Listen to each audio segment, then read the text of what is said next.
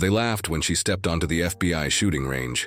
A quiet black woman in thrift store boots, no makeup, no swagger. She won't even hit the paper, someone sneered. But 5 minutes later, every man was silent. Because her one impossible shot didn't just pierce the target, it shattered a lifetime of doubt, rewrote the rules, and made even billionaires watching online ask, who the hell is she? And how did we not see her coming? Stay with me. This isn't just a story, it's a reckoning. Quantico, Virginia, FBI training facility. The air was brisk, sharp as a scalpel. Rows of elite recruits stood in formation, all in polished boots and spotless uniforms. The place reeked of legacy, sons of judges, daughters of colonels, Ivy. League graduates dressed to kill. And then, she walked in. No announcement, no swagger, just the soft thump of worn-out soles on concrete. Black, female, mid-30s. Hoodie faded from too many washes, no makeup, not a trace of flash. She didn't fit, not in appearance, not in energy. She sat in the far corner of the bench like a shadow that had accidentally stepped into the sun.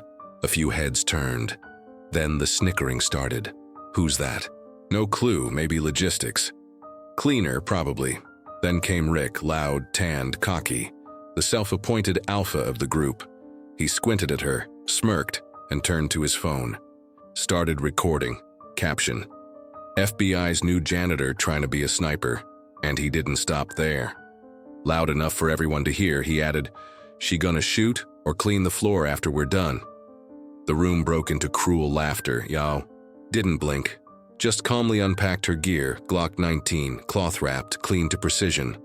Her movements were deliberate, sharp, almost ritualistic. And then someone noticed it.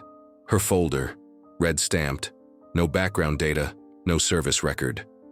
Just a name, Maya Johnson. Graves, commander of the range, former SEAL, known for his dead-eye instinct, paused when reading her name off the list.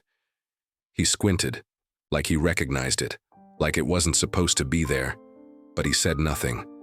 Only barked out, "Today is evaluation day. 10 moving targets, 10 seconds, 1 shot each. Miss 1, you're out. Top 2 scores survive. The rest, go home." Rick clapped mockingly. "Hope they brought mops for the rest of us." Maya finally looked up, locked eyes with him. No anger, no expression, just a whisper, flat as stone. "Hope you brought pride. You're gonna lose it." Silence. Graves raised an eyebrow. Target slid into place. Lights dimmed. The legendary Hell Course lit up behind steel shutters. 10 shooters, 9 legacies, and 1 ghost in hand-me-down boots. They thought she was lost. They thought she was a joke. What they didn't know was that she wasn't here to prove them wrong. She was here to remind the system what silence can do with a weapon. The range roared alive. One by one, the elite lined up, confident, sharp, fueled by years of polished training and generational entitlement. Each shooter was live-streamed internally to HQ and selected observers. A quiet rumor said someone from the director's office was watching today. It wasn't confirmed. But everyone acted like it was. Rick was third in line. He strutted to his mark, rolled his neck like an MMA fighter stepping into the octagon. "Watch and learn, rookies." The first beep sounded. He raised his Glock. Targets flew open, metal silhouettes shifting on rails, ducking in and out, left to right, masked by flashes and simulated smoke. He squeezed. Bang, bang, bang. 8 out of 10. The last 2 were partial hits, not enough for a clean kill. Still a damn good score, Graves nodded once. "Solid," Rick grinned, walking back to the group like a victorious quarterback. He passed Maya. Didn't say anything this time, just smirked, like he knew she wouldn't last long enough to matter. Sarah went next, then Leo, then 2 more. All good. All above average. None above Rick. Then it was her turn. Maya Johnson. She rose slowly, checked her weapon, clicked the mag in with surgical calm. Her walk to the line was silent, heavy, like the floor understood the weight she carried. Rick turned to Sarah, whispered, "Here comes the halftime show." She giggled, even though she didn't want to. The range crew tensed. They'd seen prodigies, but they'd never seen someone like her. Someone whose file was sealed, not just confidential, redacted. No military record, no academy background. Just one word scribbled under history: classified. Graves leaned forward behind the control panel. His fingers hovered over the failsafe. Switch, just in case she froze. She didn't. Beep. The simulation burst to life. 10 targets, random movement, 3-second lifespan each. Smoke, flash, mechanical sound, chaos. She didn't flinch. No wasted motion. No panic. 1. Bang. Right eye of the target. Immediate system response. Direct kill. 2. Bang. Through a moving metal panel. Perfect center mass. 3. 4. 5. Each shot more ridiculous than the last. A blind ricochet that arced off a steel beam and clipped the corner of a moving silhouette. The room had gone dead silent.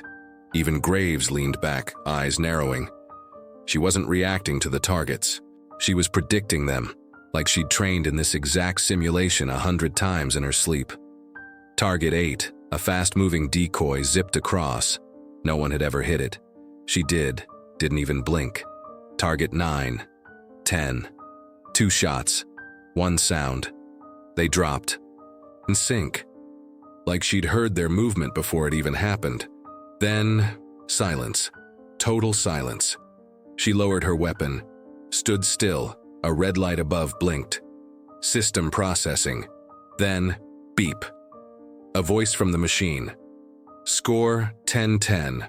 Time 7.08 seconds. Margin of error 0.2%. Classification non-replicable. Gasps. Disbelief. Someone whispered, "She broke the system." Rick muttered, almost choking. "What the hell?" Graves stood slowly, walked to the glass, staring at the readout. Then, at her. "Where did you learn that shot?" She turned her head. Voice calm, flat, heavy like iron, in silence. "Where I had no backup, where I didn't get second chances, where I buried my brother after someone missed their shot." Nobody moved. Nobody spoke. The livestream team was frozen. One finally whispered, "We need to cut this feed or post it everywhere." Rick sat down. For the first time since he arrived, he looked small, irrelevant. The mockery had vanished. The room had picked its side now, not by popularity, not by race, by reality. Maya Johnson wasn't just on the list. She was the list, and the rest, they were just names waiting to be forgotten. The room didn't breathe for a full 10 seconds. Then the sound returned all at once. Shoes shifting, someone whispering, "Holy shit," and a faint digital chime as the internal live stream exploded in view count. In HQ's control center, 5 states away, an agent monitoring the stream leaned forward, blinked twice and whispered, "We need to flag this." Within minutes, the video was clipped and re-uploaded onto a private agency forum. Within the hour, leaked. First it was Twitter, then Reddit, then Instagram Reels. Caption: "She didn't speak. She just destroyed every man in the room." 15,000 shares in under an hour. Maya Johnson started trending, and not everyone liked it. Back at Quantico, the mood shifted fast.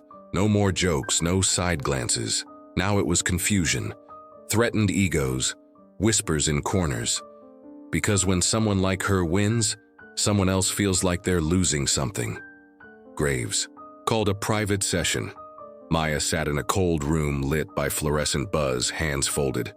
Across from her, 3 men in suits, not instructors, not soldiers, bureaucrats. They didn't ask how she shot like that. They asked why she applied, who referred her, why her file was sealed, why she'd never been in any known military branch. And then one leaned in, voice low. Calculated. Was this some kind of message? She looked up, expression blank. "No," she said. It was a response. That word hung in the air like a trigger no one wanted to pull. Meanwhile, Rick wasn't done. Publicly, he stayed quiet. But behind the scenes, he sent messages to his father's contacts in DC, to his classmates in Defense Intelligence. He didn't say her name. He just dropped breadcrumbs. New recruit, no record, shot better than simulation. Whole thing feels staged. The seed of suspicion was planted, and like wildfire, it found dry land. Day 3. Maya was scheduled for a second trial, a revalidation test. On paper, just protocol. In reality, a challenge, a second chance for the system to push back. They changed the environment, harder simulation, randomized targets, moving platforms, flashbangs mid-course, and instead of live streaming it to HQ, they brought in a live audience, FBI staff, high-ranking agents, civilian advisors, a few journalists, accidentally invited. And in the back row, Rick, arms crossed. She stepped up, didn't speak, didn't blink. She wore the same hoodie, the same worn boots. Someone muttered behind the camera. Could have worn something professional at least. Beep. The test began. Chaos erupted. Targets moved faster than before, 3 at a time. Unpredictable trajectories. Distraction devices popped. Smoke machines hissed. She never hesitated. Shot 1 through fog, clipped a half-visible target behind reflective glass. Shot 2 through a swinging panel, perfect angle. Shot 3, dead center on a drone mid-pivot. Gasps. Whispers. By the 6th shot, people weren't just impressed. They were uncomfortable. Because what they were seeing wasn't luck, wasn't even training. It was instinct married to trauma. It was violence shaped into elegance. By the 10th shot, the room was silent again. Not stunned like before, but calculating. Someone in the back whispered, "She's not just better, she's dangerous." That night, the clip went viral again. But this time, it wasn't just praise. Divided reactions hit hard. She's a prodigy. She's a plant. No one shoots like that unless they've killed before. Why is her file redacted? This is affirmative action gone rogue. Some posted side-by-sides of her and Rick. One tweet went viral. The difference between talent and entitlement in one frame. Others weren't kind. They zoomed in on her skin, her face, her silence, called her a ghost, a glitch, a threat. Maya didn't respond. No interviews, no statements. She trained alone, ate alone, slept little. But those who watched her closely noticed something. She wasn't angry. She was waiting, like a sniper with her finger just off the trigger. Back at headquarters, Graves was called into a private meeting. He was asked one question: if we promote her, will the others fall in line? He paused, thought about Rick, thought about the silence after her 10th shot, then said, "No, but maybe they should." The whispers didn't stop. Every hallway she walked down, every cafeteria line she stood in, there were eyes, half in awe, half on edge. No one challenged her outright, but the tension clung to her like the sweat under her collar. And worse, no one stood beside her either, until the incident. It started with a rumor. Someone leaked a doctored video, a frame-by-frame breakdown of her simulation, overlaid text. Shot timing inconsistent, possible system rig. A slow zoom on her hand. A fake expert voiceover. "There's a delay. No muzzle flash here. Watch again." Posted on a fringe law enforcement forum, but quickly crawled to bigger sites.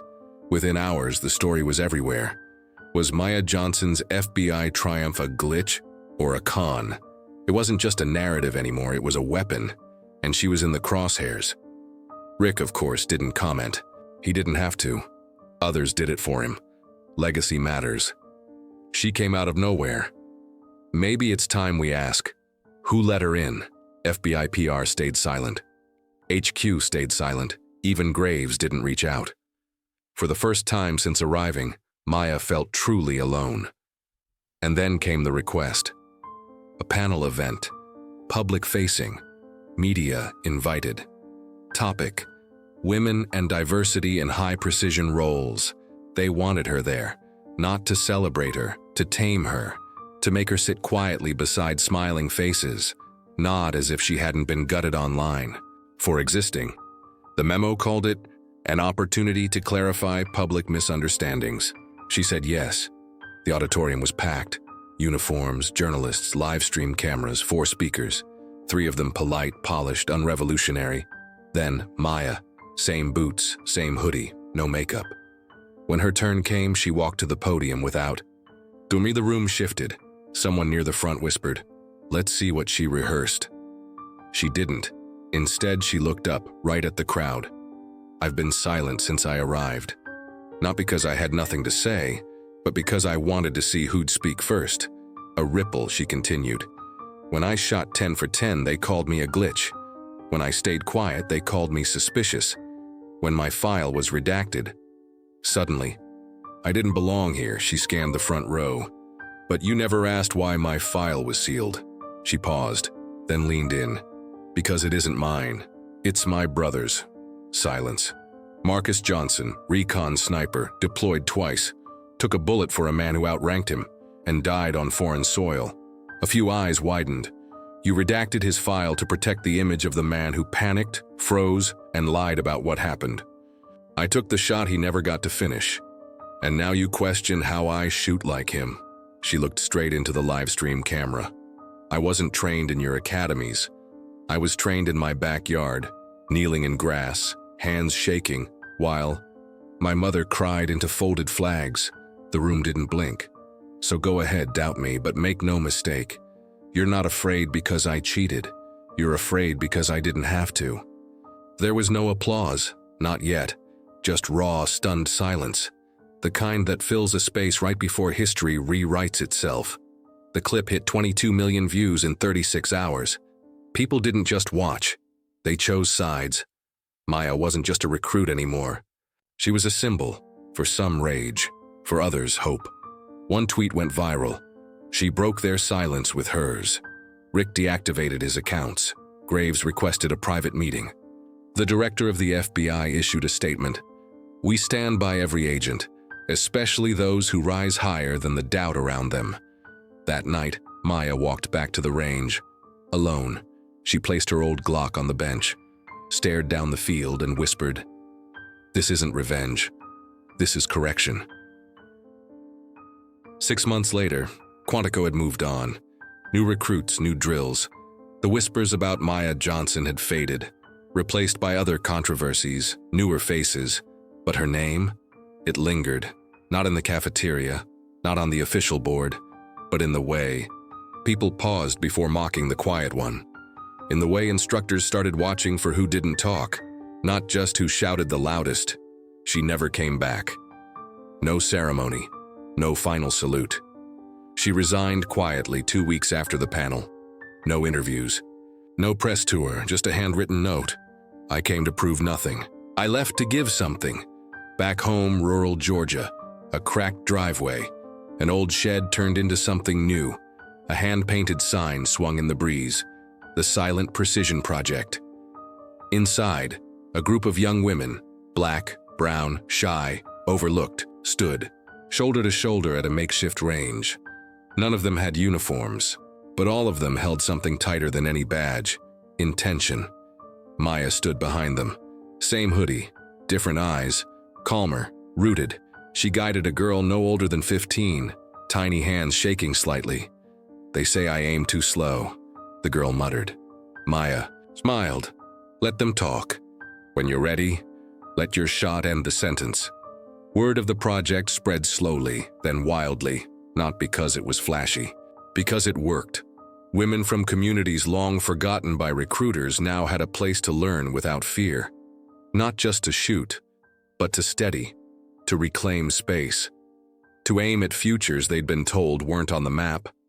And always, Maya kept her distance from the spotlight. Until one day, a black SUV pulled up to the edge of the dusty lot. Out stepped Graves, older, quieter, no uniform. He waited until her students were done, then approached, held out a box. "You left before we could give you this," he said. Inside, an FBI challenge. Coin, custom engraved. Front, Maya Johnson, class redacted. Back, silence is not absence, it's precision. She looked at it, nodded once. "You didn't come for me," she said. You came for the next one. He smiled just slightly. She's not born yet, but when she is, I want this place to still be here. Maya looked over her shoulder, saw her students laughing, focused, unafraid. It will be. Back in Quantico, her photo was never added to the wall of fame. But something better was, a quote etched into steel near the range entry. Your silence isn't weakness.